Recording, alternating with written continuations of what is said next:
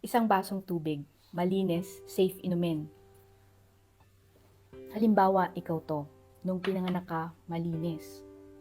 Pero sa pagdaan ng panahon, dumarami ng dumarami yung mga pangyayari sa buhay mo. Maaaring maka-experience ka ng abuso, ng aksidente, ng pagkamatay ng minamahal mo, at iba pang sobrang masasakit na mga pangyayari sa buhay mo. Habang lumilipas ang panahon, napapansin mo na may mga pangyayari ngayon na maaaring makatrigger ng mga sitwasyon na nangyari na may kaparehas na tema, may kaparehas na pakiramdam.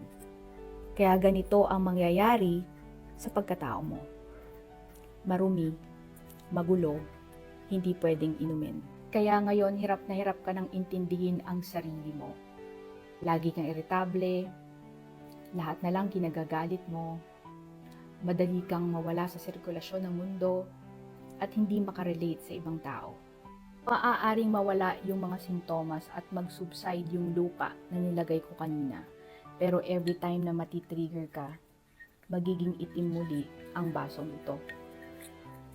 What if pinili mong magbago at hayaan ang sarili mong makatanggap ng tamang tulong sa tamang tao? At doon, matututunan mo kung paano proteksyonan ang sarili mo upang wala ng duming makapasok sa baso mo.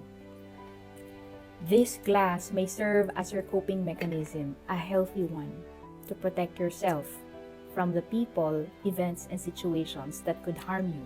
Give yourself around 3 to 6 months to recuperate. Allow the soil to subside and protect yourself. That's mental illness. Once it's there, it will be there. But if you learn how to manage it, you can no longer be triggered.